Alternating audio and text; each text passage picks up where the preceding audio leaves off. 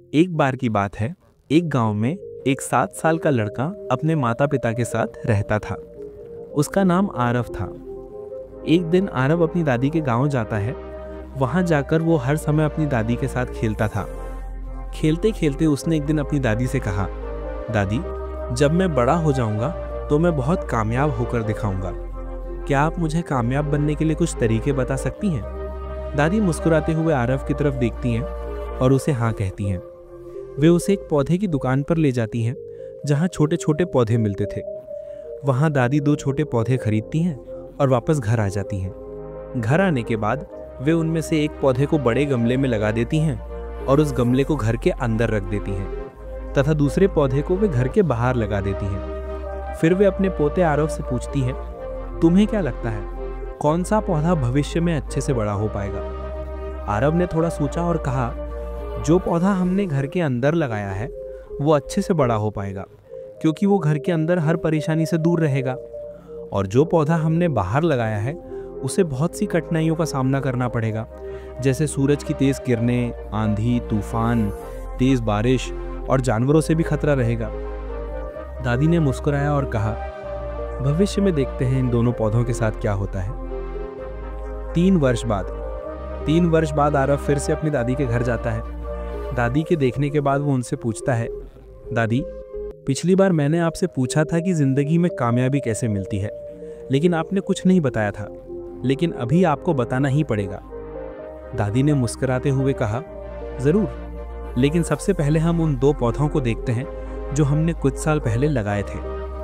ये कहकर दादी उसे उसी जगह पर ले गई जहां उन्होंने घर के अंदर वाला पौधा रखा था। उन्होंने देखा कि वो पौधा एक बड़ा पौधा बन चुका था। फिर वे उस जगह पर गई जहां उन्होंने दूसरा पौधा लगाया था।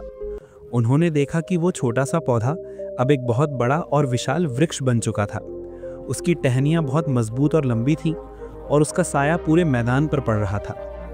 अब आरव की दादी ने उसकी तरफ देखा और कहा, बताओ, कौन सा पौधा ज्यादा बड़ा और मजबूत हो चुका है? कौन सा पौधा ज्यादा सफलता से बढ़ा है? आरव ने कहा, वो पौधा जो हमने बाहर लगाया था। लेकिन दादी, ये कैसे संभव है? इस पौधे ने कई कठिन परिस्थितियों को सहा होगा, इस पर कई समस्याएं आई होंगी, फिर भी ये इतना बड़ा वृक्ष कैसे बन गया? दादी ने उसकी तरफ देखा और कहा, तुमने ठीक कहा, जो पौधा हमने बाहर लगाया था उसने कई समस्याएं सही होंगी और उन्हीं परेशानियों को सहते हुए वो इतना बड़ा और विशाल हो पाया है। आंधी, तूफान और तेज बारिश जैसी समस्याएं उसकी टहनियों को और भी मजबूत बनाती हैं। इसी वजह से आज वो इतना विशाल बन चुका है। अब ये सारी परेशानियां उसके सामने छोटी हैं। फिर दादी ने कहा, बेटा, एक चीज हमेशा याद रखना, जब तक तुम अपने जीवन में प्रयास नहीं करोगे और जीवन में आई मुश्किलों से नहीं लड़ोगे, तब तक तुम सफलता हासिल नहीं कर सकते। अगर तुम जीवन में हमेशा आराम ही ढूंढोगे तो उतना आगे नहीं बढ़ पाओगे जितना आगे बढ़ सकते हो। लेकिन अगर तुम हर समस्या के लिए तैयार रहोगे, हमेशा प्रयास करते रहोगे, तो किसी भी मंजिल को पाना असंभव नहीं होगा और फिर बड़ी बड़ी समस्याएं तुम्हें छोटी लगने लगेंगी। ये सुनने के बाद आरव ने एक गहरी सांस ली और उस विशाल और बड़े वृक्ष की ओर देखने लगा। दादी के शब्द उसके दिमाग में घूम रहे थे। दोस्तों, परेशानियां, रुकावट और तकलीफ, इन चीज़ों को हम अपनी ज़िंदगी के दुश्मन समझते हैं, लेकिन यही रुकावटें, यही तकलीफें हमें मजबूत बनाती हैं और ज़िंदगी में कामयाबी की राह दिखाती हैं।